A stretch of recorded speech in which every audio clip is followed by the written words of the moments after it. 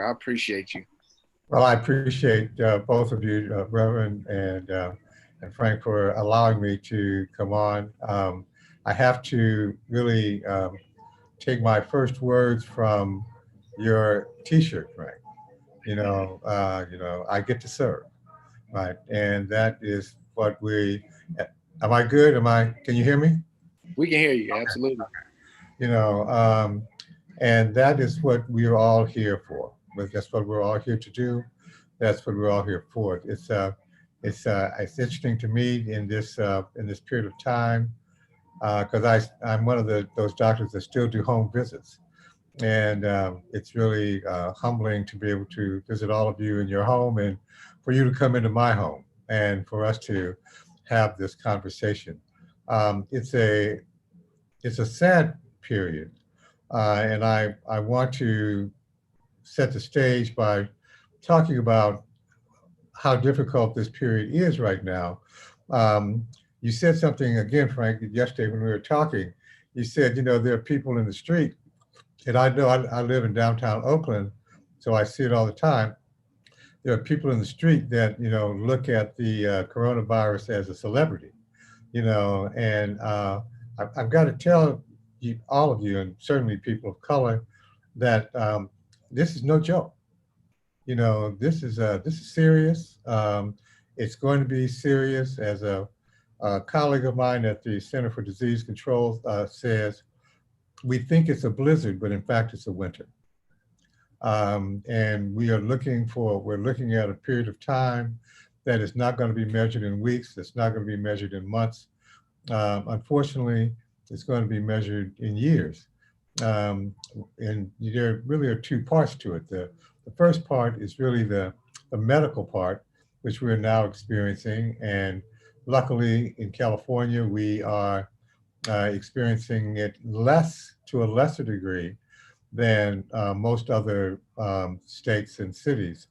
But you have to look at this from zip code to zip code.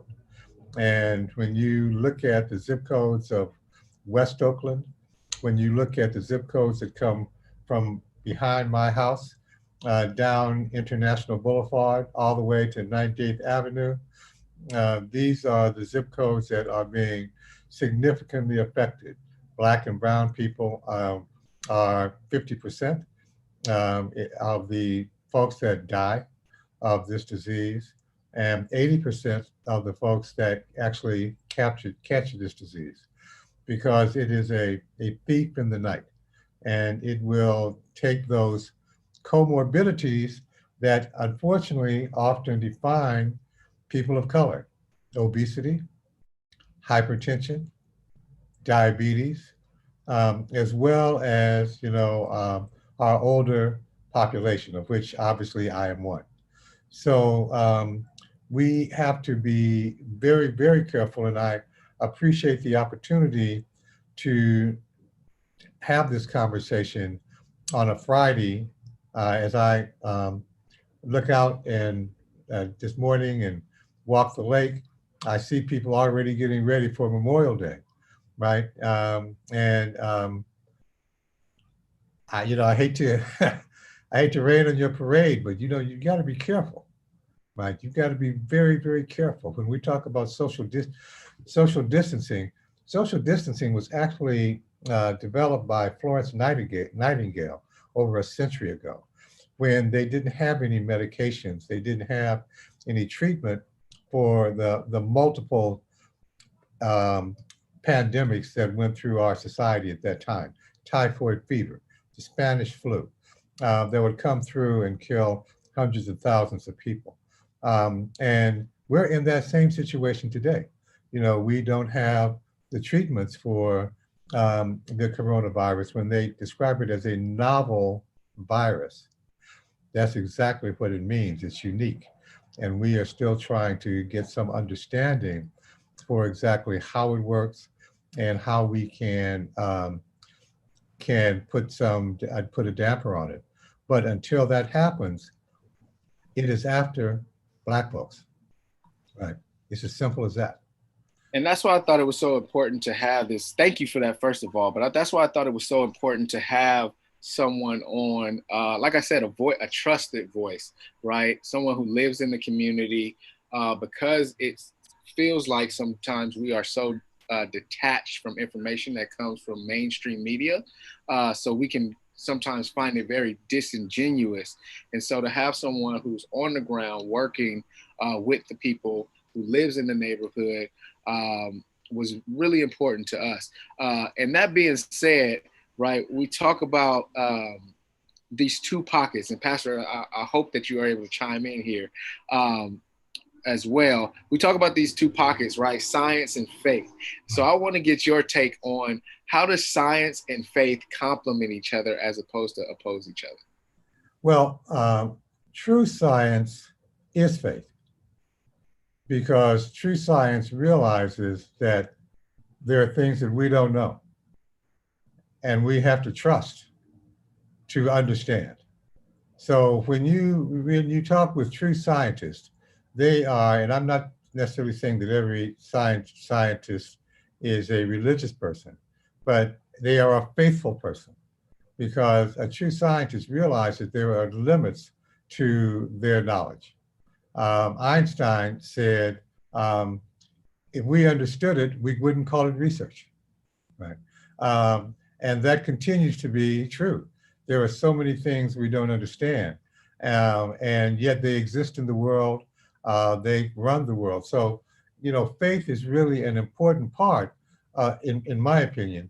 Faith is really an important part of science. At the same time, we can't leave everything to faith. We have to understand how to help ourselves and how to use the gifts that God have given us to move ourselves along. Hope is not a strategy. Right? Hope is not a strategy. And there are things that one can do today to, I apologize if I sound negative. I don't mean to be, but it is rare that I have the opportunity to talk to brothers and sisters straight up. And if I didn't tell you, you are facing a serious, serious issue here that you can do something about, right? Then I wouldn't be honest, but you have to do it. I mean, you have to social distance, you have to wear a mask. You have to, I haven't seen you can see behind me here, my two granddaughters, I haven't talked to them. I mean, I haven't put my arms around them. Every Monday in our house was the day to pick up the grandkids. I haven't seen them in 5 weeks. I see them on Facebook. I see them on FaceTime. You know what I mean? But I haven't, because I'm a black man that has all the black man diseases. I'm 72 and I got all the black man diseases and I don't want to go anywhere, right? I want to be able to have these conversations with you. So you have to make those decisions, and there are decisions that can be made that we can control of, controlling what you're eating. These are all important issues that we have control over, that really control and bind faith and science. Amen, Dr. Woods. And I kind of want to piggyback off of what you just said. I think it was critical that you highlighted that hope is not a strategy. While we need hope to carry out whatever a strategy may be, hope is not a strategy. And I believe the Bible even puts it like this: faith without works is dead. So I can have all the faith I want to, I can have all the hope, all the belief I want, but if there's no action behind that hope, behind that faith, then I tend to be stuck in the same position. And that's not what we want our people to be. We want our people to be educated. We want our people to use wisdom, and we want our people to take action. There are things that we can do besides pray. And for those who are online watching me right now, watching us right now, this discussion, we are not minimizing the power of prayer. I believe in the power of prayer, but even our word says faith without works is dead. So yes, I'm going to pray, but after I get off my knees, there's some practical things that I can do to protect myself, my family, strengthen my immune system, all those preventative things that can help, prevent or even slow down the coronavirus from coming to my family. So if you don't mind, Dr. Woods, can you unpack just a little bit more of some of those practical things that we can do as it relates to protecting ourselves and even strengthening ourselves during this pandemic?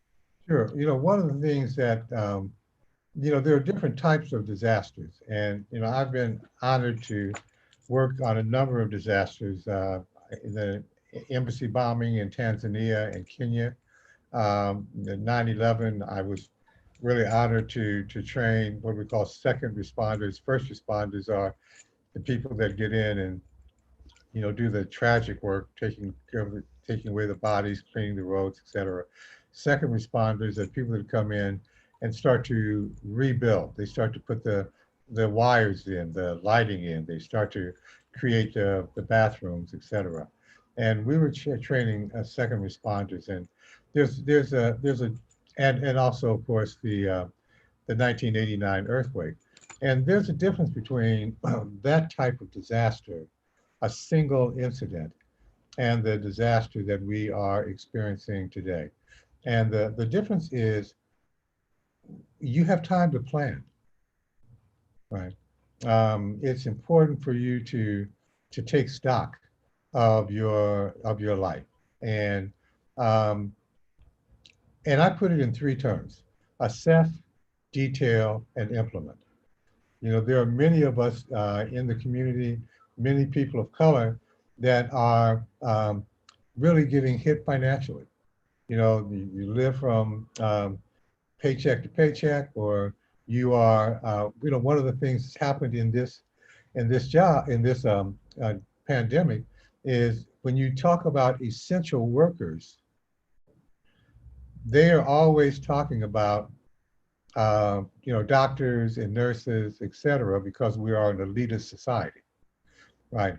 But truly, the essential workers are the janitors that have to come in and clean up, the kitchen help that has to go in, and fix meals, the bus drivers, that have to make sure that there are ways to get around, and if you're in New York, there are, the subway drivers. These are most commonly people of color, right? And so when we look at these essential essential jobs, these are people that, may be struggling from day to day. And that makes it even more important at this time that you look at your money, right? You look at your situation. You look at the circumstances that you are in, um, and um, and that's anxiety provoking. But you assess the position that you're in, and you try to figure out, are there ways that I can move? You know what I mean? What do I need to do to plan for the future, meaning the next few months? Um, and that includes being able to help someone else. This is a time where even though we may not be able to get together um, in social settings, we certainly can join together in emotional bonding, and we can help each other, and there are ways that we can be creative. And I think we'll find ourselves becoming more connected collectively. But you got to think about it. You've got to assess your current situation. You've got to look at where you are now. And then the next step is I think it's important to detail that in some comprehensive way.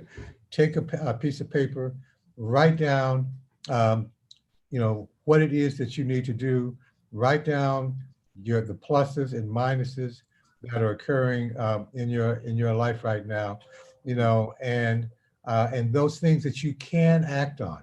What happens so often in these situations is we're so overwhelmed by the things that we cannot do. We forget the things that we can do, right? And this is really the time that we have to look at those things that we can do. We went out oh, I guess it was about a week ago. Every Tuesday, that's the only day we've been going out of the house. And we went out of the house on Tuesday, last Tuesday, and I went and bought, 500 pair of socks, Mm. right? Because we live between two homeless shelters. We got a homeless shelter right there on Lake Merritt, right up under the bridge. And then we got another, not shelter, homeless encampment. And then we got another homeless encampment right there on 12th, 12th Street, 12th Avenue, and First Avenue. And we went out, we bought 500 pair of socks. You know what I mean? And we went over and we handed out socks to the people. It's not a meal, you know what I mean? But socks are important, right? Yeah. Socks are important, and there are little things that you can do for your family, for yourself, that can make a difference. And action means everything. The antidote to despair is action. So you've got to move. That's a great point that actually led into my next question that I had for you, because we had a good laugh yesterday. We talked with Pastor about how these are uncertain times, right? Right. Everybody's feeling this anxiousness, like nobody knows what's coming next. But the joke was that it's always uncertain, right? Nobody can predict the future. So we're always living in uncertain times. Right. So my question is, how do we maintain a sense of hope? And this is really a question for both of you. How do we maintain a sense of hope in these uncertain times? Reverend, Pastor, I'd like for you to start with that one, because I think that what you have to say is so important in this here. Sure, absolutely. As you were saying that, Frank, asking the question, well, what is faith? Faith is the substance of things hoped for and the evidence of things not seen. So as you said, we are always functioning in an aspect of uncertainty, right? But there are some things that we can do. We can make those plans. We can sit down with family members and friends and connect virtual. We can still continue to do all those things. God may be in some of those things and he may not. And he may reveal it to you and he may not reveal it to you. I don't know. That's between you and your relationship with God, right? And I think that's why it's so critical for all of us to have, our own faith, our own relationship with God, because he speaks to us. I was thinking about Noah and how Noah was on the boat, he and his family, when God says, I'm getting ready to destroy the entire earth because of sickness, because of so much sin and wickedness. Noah's family was sheltered in place for over 375 days. Noah tried different strategies. He sent out doves, he sent out ravens, right, to see if the waters were receding, right?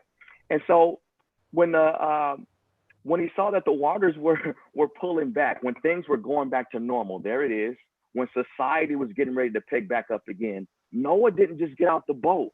Noah waited. And he waited until he heard clearly from God. And so even for us right now who are feeling a sense of anxiety, here's what the word of God says: be still and know that I am God. God got us. He ain't forgot about us.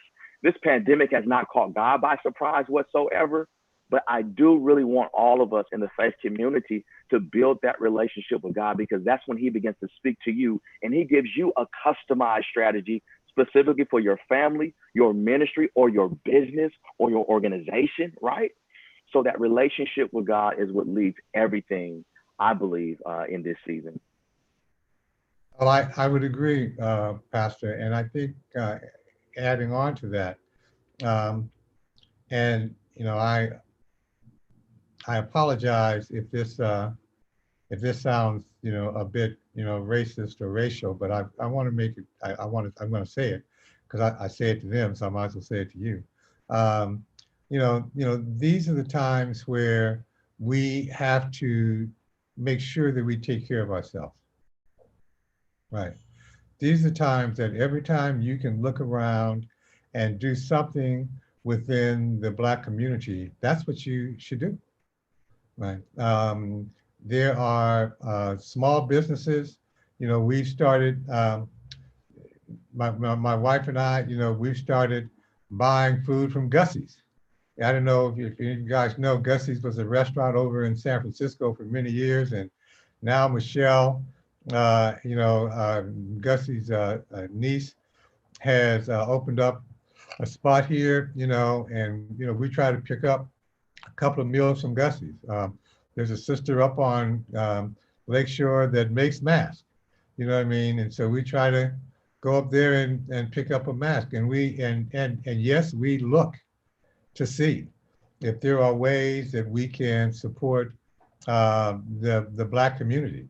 And I would say the Black and Brown community, but certainly, you know, to the degree that we can support the Black community, you know, that's what we do. And I think that's important because let me give you a metaphor. And first of all, let me say that, you know, I look around and I see the photographs and pictures and some actual people. And, you know, many of you are young.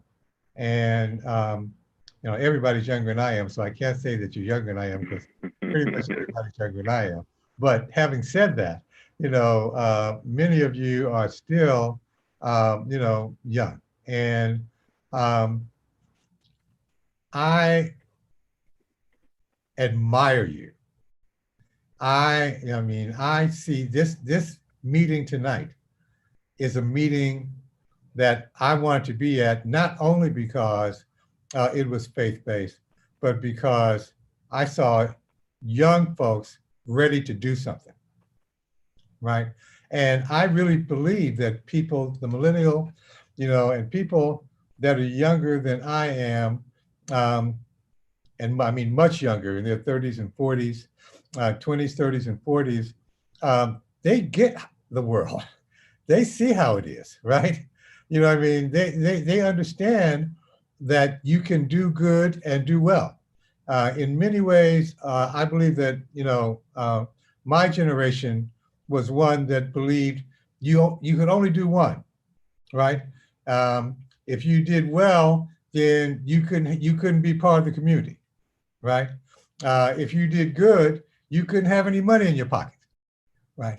And it was a trick, right? It was a trick to keep us split and to keep us isolated from those that were able to do well and from those that were able to do good. But I really see that the younger generation understands that no, you can have money in your pocket, you know, and you don't, and be a straight up person, have faith in your community, you know, have a belief in your community, you know, you can do good and still be educated and have a degree if that's what you choose to do, have a great job. And I think that's important, is to do just what we're doing today, is to sit down and to meet like this and to talk about, okay, what are we going to do? Not individually, but collectively as a church, you know what I mean? As a faith-based organization, you know, what are we going to do? Because it's a lot easier when you're connected than it is to do it alone. Awesome. I have a couple of questions. Thank you both for the great answer. I hope that helps someone out. But this question actually is something that is kind of personal to me and probably everyone else with smaller children. But it says, what are some things parents can do to help their children deal with these times of pandemic? How do you find that balance to make sure your kids can have productive days at home? Something along those lines. Sure. You know, it's very difficult because, and one of there are multiple fallouts from the pandemic that have nothing to do with illness. You know, one of them is concerned about the quality of education our children are getting, right? You know, you are not teachers. You are parents and you love your kids, but that's not really the same as having the expertise to, you know, teach your child. You know, I hear so often people talking about, well, I'm going to homeschool my kid. I'm going to this pandemic may have killed that whole homeschool movement because Expose the son. because hey, it's no joke, right? No joke having to really train your child, right? And I'm concerned about the quality of education that they're getting. Having said that, there are multiple things on the internet um, and otherwise that you can use to work with your child. You know, we're all people that are used to looking at screens, right? And you will find um, multiple things. Black history shows. If you go to the African American Museum in Washington, there are things for children. There's also a wonderful magazine. It's about, I think it's about $15 a year. It's called This Week, and this is for children. And they every week you get a magazine. It's for 8 to 14-year-olds. Every week you get a magazine, and it's got games in it, but it's also got summaries of both news and things to do that you can read to your children. I think this is a time, frankly, that you can start to read. If you don't read to your kids, now's the time where you can start to read to your kids. You know, and what that means is that you have to read too, right? You can't read at them. You got to read to them and with them. There's also another deal called Little Passport. And Little Passport, again, once a month, I think it's about $34. And I know these things cost, but the other part of it is this may be an opportunity for you to use it with someone else, right? To buy this, it's $34 a year, I believe. You know, you can buy it between 3 families and you can share it. And what happens with Little Passport is that every month they give the child, and this goes, I think, 4 to 10 information on another country, right? And you get a little coin. It gives a little puzzle, gives a little map, you know, and it really gives you an opportunity to start to share some things with your children. But it's, you know, I'm not going to say that I have the answers to that because it's a very, very, very complex issue. And the most important thing for your children is to make sure that you provide them some structure. You know, you most commonly you're used to getting them up, getting them out, getting them in school or preschool. You're not used to them having structure. And the more that you can structure their day, the better they will be and the better you will be as well. Awesome. Pastor, you look like you were. Yeah, I love that, Dr. Woods, giving our kids some structure. I definitely believe that helps them. Here's something that I'm very practical that I believe that this pandemic is inviting us to do, especially when we're talking about mental health, even assessing our feelings, our mood, our thoughts. I believe this is a great invitation for all of us who have children in the home, just to sit down and talk to them, to ask them, how has this impacted you?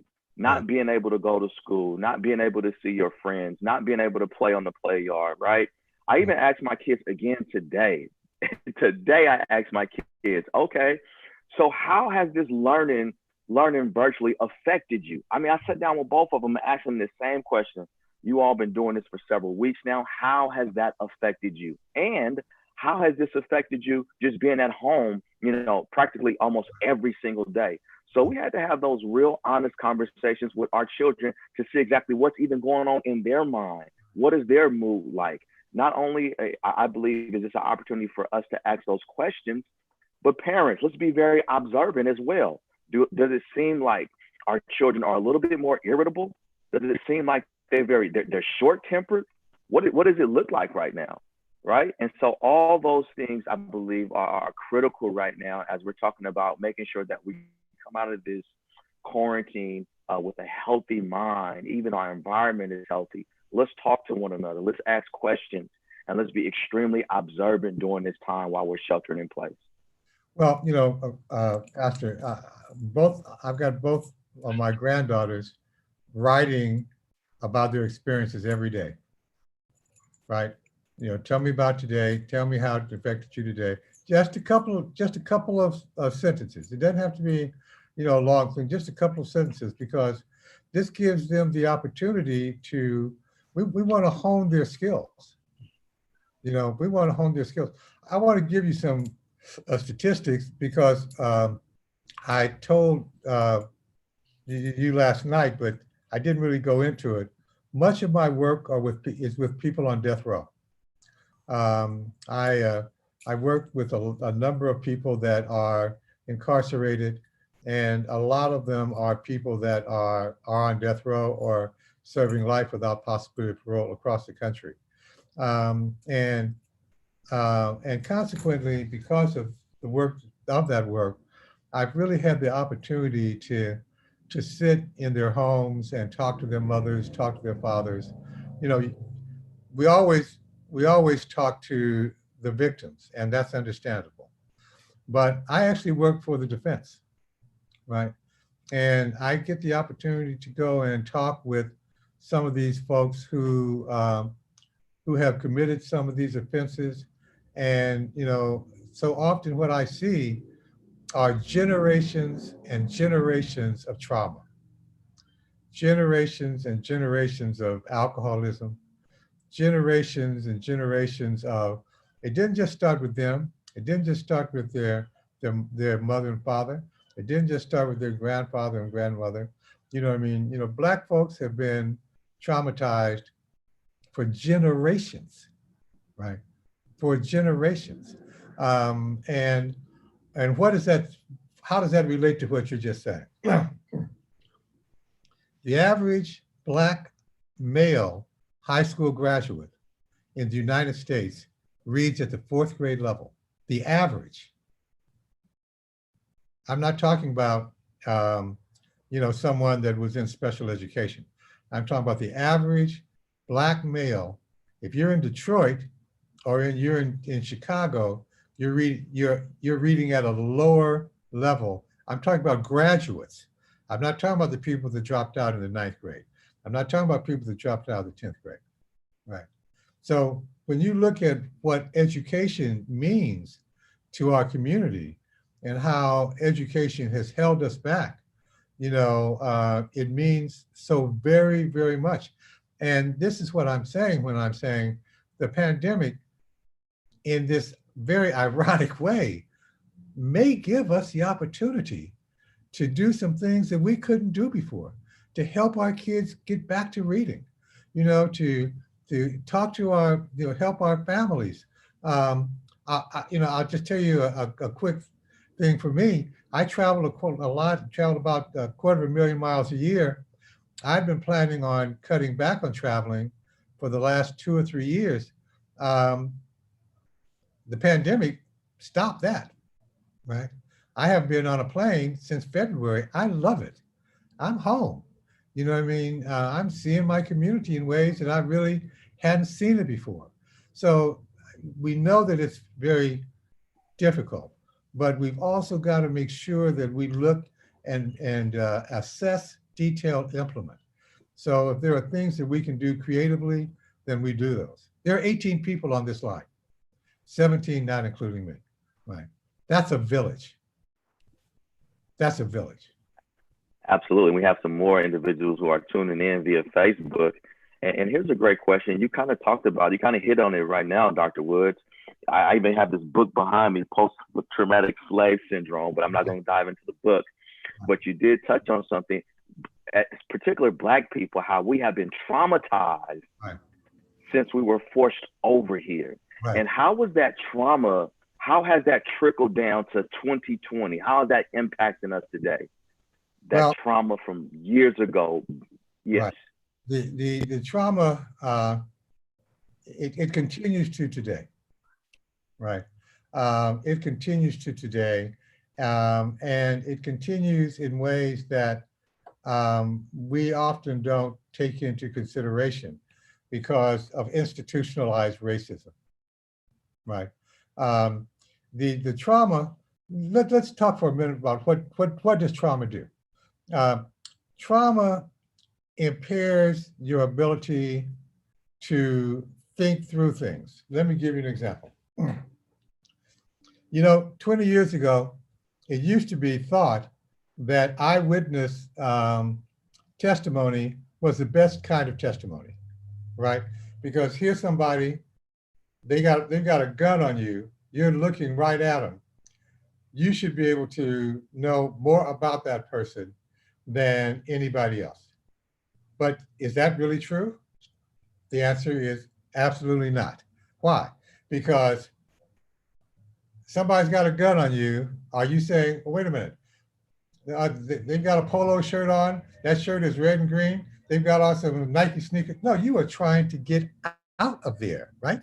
You are trying to save your life and get away. So that's exactly what trauma does. Trauma takes you to the experience and not to the knowledge.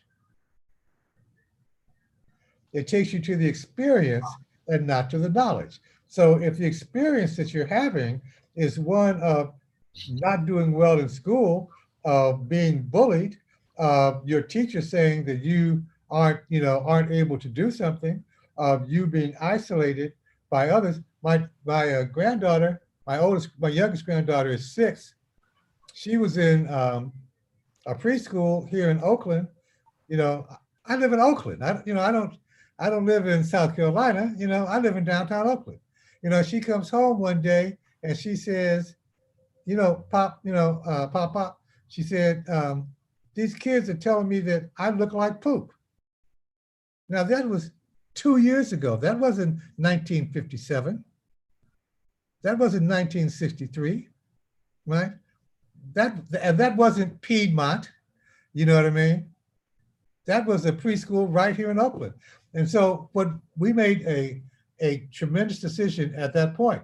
And we decided that from that point on, my daughter went to Spelman, and she told me this a long time ago, and I should have listened to her. At that point, we decided that it was more important the color of the students around our kids than the quality of education that supposedly they were getting. Because we could get them the education, right? But we couldn't get them the color. And we took her and our kids, and we took them out and put them into schools where they would have students of color around them, right? That's what trauma will do. The experience undermines your ability to think clearly and to take care of yourself. And it's one of the reasons why, in my opinion, we have liquor stores at every corner. And I'm not saying I don't drink, but at one time I did. I'm not saying anything about drinking itself, but that's different than having a liquor store in every corner. Mm-hmm. Right. That's interesting, and that's powerful. Frank, can I ask a follow real quick if you don't mind, Frank? Yeah, go ahead. No problem. Okay. Dr. Woods, you brought up something critical. So if we are experiencing this trauma and we are experiencing, anxiety, depression as it relates to trauma, what about then the disparities in healthcare to where I can't even afford to access services that I can even address my trauma? Yeah. So what do we say to those individuals who are on Facebook Live right now, those who are on Zoom with us? Because that's a real issue for people right now who are dealing with mental health issues because of trauma and other issues, who cannot afford. There's so many health disparities in the healthcare industry. What do we say to those things, Dr. Woods? And unfortunately, I mean, that's true. And this is going to be a period of tremendous trauma. There's no question about it. Let me draw a distinction between the trauma that comes from day-to-day living, what we call the micro assaults, and the true post-traumatic stress disorder that may require, psychiatric treatment. I am embarrassed to say that there is very little access for us for real psychiatric treatment today. There are clinics, Dr. Marsh, Pernita Marsh, who has a clinic over on Grand Avenue, has a wonderful clinic. The Roots Medical Clinic out on 99th and International Boulevard, but there are limited resources. Having said that, there are communal relationships that can be so important to people at this early stage. What we want is prevention. We want to try to make sure that we can reach out for somebody and help them before it gets to a point that they have to see a psychiatrist or a psychologist. And many psychiatric disorders can be caught within that community, within that family internet, and within that family net. I know that's not enough. I'm not gonna act like there are resources out there that aren't, right? But we are trying to build those resources. It's one of the things that I'm doing. We're trying to develop those resources, and it's going to take more and more people of color. We're bringing in young people. If any of you are out there today, I was honored to have two young, one a psychologist, one a marriage and family therapist that I'm going to be mentoring. And I'm mentoring about 10 young people right now that are still going through their postdoc, because that's what it's going to take in order for you to really have the number of true mental health specialists that are going to make the difference. Awesome, thank you. I think this question is important too, because we all have been dealing with this pandemic from varying levels, right? Some people know people who have actually who actually caught COVID. Some people, it still seems like a fantasy or a dream to them. And so we are all impacted in a little different way. And so this person asks, I'm already sheltering in place, going out minimally. A couple of friends have gotten tested because they just wanted to know. I'm wondering, what would you do differently? What would I do differently if I knew I was positive, except worry? As long as I'm feeling good with no symptoms and staying home, what would be different? So I work on 2 pandemic resource committees. We meet about 6 hours a day. So let me give you what the best data is. Most of the people that have coronavirus are completely asymptomatic. They don't even know they have it, okay? And that's a problem, because they can be infectious. If you are, let's say that I've got it, I meet you, I give it to you. From that point on, for the next 72 hours, 48 to 72 hours, that's the period that you are most infectious. You don't even know you have it, right? So you're walking around, talking to people, having a good time. You don't even know you have it. And then you might get mild symptoms. You might have a bad throat, or you might get a fever, or you might get a cough. You might get chills. But the significant number of people that have coronavirus and don't have comorbidities do fine. So if you are sheltering in place, if you have no fever, if you have no cough, if you have no chills, then there's no need for you to be tested, right? You just, stay at home, be sure and cover your face when you go out, be sure and wash your face when you come in, and wash your hands when you come in. But if you feel okay, then you are okay. There is, and particularly if you have no comorbidities. If you have any comorbidities, if you have type 2 diabetes, if you have hypertension, if you have asthma, if you have, if you're HIV positive, if you have lupus, if you have anything that might impact your system, then you need to protect yourself and make sure that, and to lessen your contact with others, right? Now, I don't normally do this, but you know, I'm going to do it. So I'm 72. I've got type 2 diabetes. I've got hypertension. I've got every black man's disease that's possible, right? 10 years ago, I lost 100 pounds. I was 303. I'm down to 203 now, thanks to Andre, right?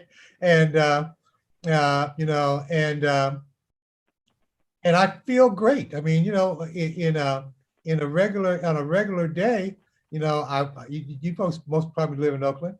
I walk the lake, then I walk up Brooklyn and come down Cleveland, and you know, I feel great. You know, I've been out of the house 3 times in 5 weeks because I don't want any problems. Okay, I don't want any problems. As simple as that. Right? Amen. Amen. I know there are, for those who do have symptoms and those who are concerned about testing, I do know that Allen Temple Baptist Church is offering free COVID-19 testing today, and tomorrow is the last day. Tomorrow's the last day. Allen Temple Baptist Church in East Oakland. You can go get free testing. Now, I mentioned Allen Temple, and I'm glad that they do have it, Dr. Woods, but I believe Allen Temple is in that zone in Oakland to where many Black and brown bodies are affected by COVID-19. Can you just kind of speak to that area that you talked about yesterday when we look at this coronavirus from zip code? It kind of goes from First Ave to if you can speak to that. Right, to 98. And there are several reasons for that. Number one is that's the Black and brown, significant Black and brown neighborhood below MacArthur. Number two, that's also where a number of nursing homes and assisted living facilities are, you know, and there's nothing inherent about the nursing home or assisted living facilities that make them problematic. It's just that so many of the people that are in them have comorbidities, right? So that's what makes them a much more vulnerable population. Thank you. Can I grab a quick question over here that I'm seeing, if you don't mind? Not at all. Please go ahead, Dr. Woods. Please go ahead. It is widely known that the prison industrial complex replaced, for the most part, the mental wards that formerly existed. Would the doctor and you, as well, Pastor, speak to the fact that trauma is normalized by us, so we rarely, if ever, seek treatment? That's a wonderful, wonderful statement. So, thank you, doctor. So, you know, many of you may not be aware of this, but the biggest psychiatric facilities in the United States as of today are the LA County Jail, Rikers Island, which they're taking apart, and Cook County. So 3 jails are the largest psychiatric facilities. They're not psychiatric facilities, but they hold the most number of psychiatric patients of any psychiatric facility in. And I don't know if you saw this or not, but the district attorney of LA 3 days ago, opened the doors and released 5,000 inmates out of the 5,000 or the 15,000 inmates in the LA County Jail with no plan, right? So the whole idea of, in addition to that, the federal prison at Lompoc at this point has about a 70% infection rate of coronavirus, right? So, so what we're seeing, these are called congregated living situations. So what we're seeing are these significant populations of Black and brown people that are being exposed. Those folks aren't leaving the jail and getting coronavirus. It's being brought in, right? It's being brought in. And so you're seeing these significant numbers that are being exposed to the coronavirus. And this is really what the brother is talking about when he's talking about the normalization of trauma, right? And the fact that the things that happen within our environment, the externalization of violence, the relationships that we have within our family, that they discuss, they make it sound like, but that's just how Black folks are, but trauma, that's what trauma does. Trauma makes you reactive. Trauma gives you, you have a stimulus and it's a 0 and you act like it's a 10. On the other hand, you have a stimulus that's a 10 and you act like it's a 0, right? So it's called dysregulation. So trauma dysregulates you, right? And it starts so young in the Black and brown communities. The term that I use, and I was going to talk about this just quickly, is, let me just give you a quick story. In the early 20th century, in the mines of North Carolina, South Carolina, West Virginia, they would put canaries in the mines because as they dug these mines, the mines would have carbon monoxide in them. Carbon monoxide can kill you. Like people commit suicide where they hook the pipe up to the carbon monoxide and they run it into the car to commit suicide. So carbon monoxide is a deadly gas, but it's also a gas that you cannot smell, right? So the miners would put these canaries in the mines so that if they saw the canary die, they would know that there was carbon monoxide leaking, and they would know to get the miners out of their mine. Well, we as Black people are the canaries of our culture, right? We are the Black people, when you were talking about social determinants of health, we are the Black people that our culture really looks to see how sick our culture is. I don't want to get political, but in my opinion, we elected a president because things are finally happening to Black folks that have been happening to white folks that had been happening to Black folks for 400 years, right? And so we are the canaries. We are the ones that get sick. We are the ones that don't get the education. We are the ones that are living from, we are the canaries that are telling us how sick our culture really, really is. And we need faith, but faith without works. Oh, that's loaded, Dr. Woods. That is loaded, Dr. Woods. So we are the canaries of our culture. Actually tell the world how sick it is. Oh my. I'm glad he mentioned that. I was gonna ask him to break that analogy down. So I'm really glad you brought that up. And that being said, and I'm gonna get not so much political, but policy oriented for a second. What can we do as a body, right? Like you said, we have a village right here. So what can we do to affect policy, either locally or nationally, to help folks out who are really struggling in this pandemic? Well, I'll tell you one thing you could do that I learned last night, and I never really thought of it before, but I was at a meeting last night, and this is something that you could do very easily.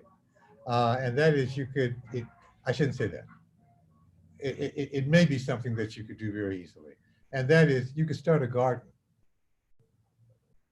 right? You could start a garden, you could start a community garden, right? And you could develop, if there's someone that has enough land, you don't need a lot of land, but if you could start growing some food for the church, for members of the church. We always think that we've got to give away some money or we've got to give away, but if you were in a position where you could start a garden, it's not the same as having to go down to Jeffrey's and give away food. it's a small thing. And I was at a meeting last night where talking about policy, there is a bill that is going through the California state legislature. The representative is named Bonta, B-O-N-T-A. And Representative Bonta has got a bill that is, he's calling it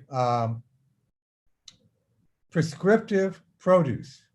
And what he is doing is he is setting it up so that people in the community can get a prescription for their doctor for food, for healthy food.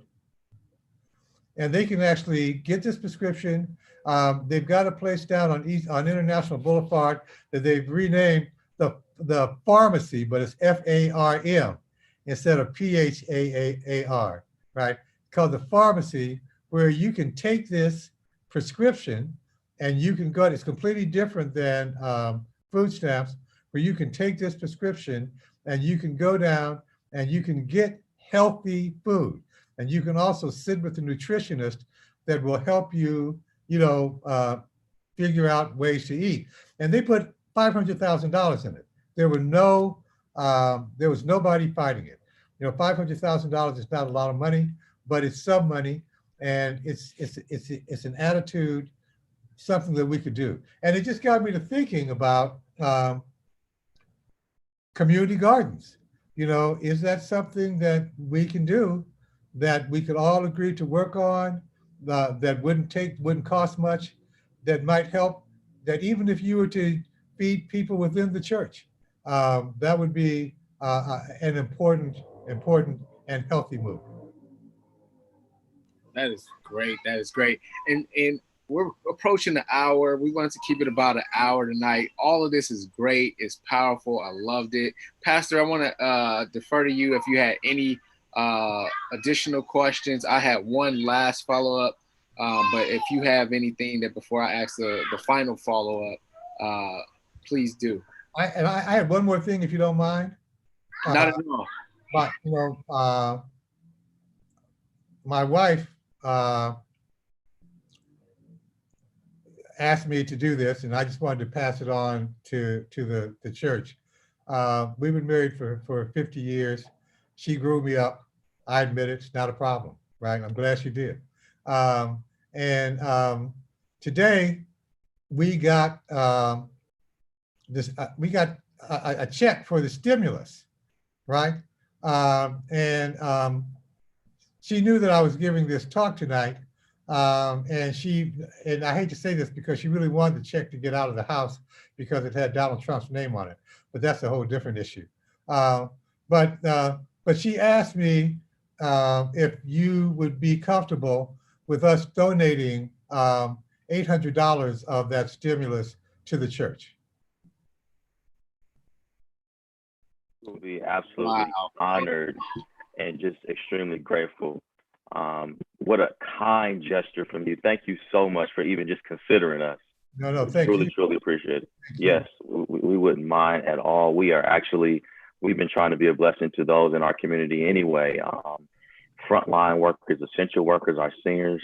We're actually hooked up with In the Kitchen with Dominique, which is Frank's wife, who delivered meals to essential workers and those who are seniors in our community, just to say thank you, just to be a blessing to them. So thank you so much. That kind of donation would continue to help us to do the work of dementia. So thank you so much. What a kind gesture from you all. We appreciate it. Not a problem. Thank you. Absolutely. That is much appreciated. And just to close it out, my final question to you is, off the top of your head, do you know any resources besides Allen Temple? I know you mentioned Roots Community Center. What are some resources that we can use to help us? I would really recommend Roots because they are first rate. I mean, there are 5 centers. They're out on 99th, but they're also downtown Oakland. There actually is if you want to get tested, there's a testing center right over here at the Oakland Coliseum, right across the street here. But those would be my most important. And And there's a brother here that has his hand up. He may have, oh, okay, I'm sorry. But you know, those would be my best, right? Because they are full service. They can get you everything you need. Awesome. We appreciate your time, Dr. Woods. Pastor, thank you again for allowing us to create this platform. Thank you all online for joining in. How can moving forward, is there a way that people can help support or get information out that you share regularly with the community? You know, I'm on LinkedIn. You know, if anybody wants to, you know, connect with me on LinkedIn, that's probably the best way to reach me, but you can reach me there at any time. Awesome, awesome. With that being said, Pastor, you have any final words? Yes, again, Dr. Woods, we truly appreciate you for your time today. What a wealth of information, good tools, good strategy, just great conversations centered around what we can actually do during this time. We do not have to just stay put. We don't have to stay here and die, right? We can do something and we can stay alive. So thank you for everything that you shared with us today, your transparency, the realness, what's happening as it relates to legislation, what's going on in prisons. I mean, you covered every single base. So thank you for your time. Brother Frank, thank you for hosting our conversation this afternoon. And for all of our loved ones who are on Facebook, who are on YouTube, and who are on Zoom, we thank God for all of you. Please stay safe, you all. If you need help, go to impactoakland.org, impactoakland.org. That's our church website. And there's a drop-down button for those individuals who perhaps may need some help during this time. If we don't have it, we make sure that we connect you with the right resources that you can. We are a community, and we need community right now, even if it's virtually. And so we love you, and we thank God for you. Father, I just want to pray for everyone who's tuning in right now. Thank you for the wisdom and knowledge of Dr. Woods. Thank you for Frank and his heart, God. And I just pray for everybody out there who may be affected in some kind of way, mentally, spiritually, Lord God, physically in their body. You are a healer. So we ask you to heal. In Christ's name we pray. Amen. Thank you so much again, everyone, for coming on. As you get off, remember that your lifestyle is your greatest witness. I love you. Thank you. Take care. Bye-bye. Bye-bye. Thank you, Dr. Woods. Okay.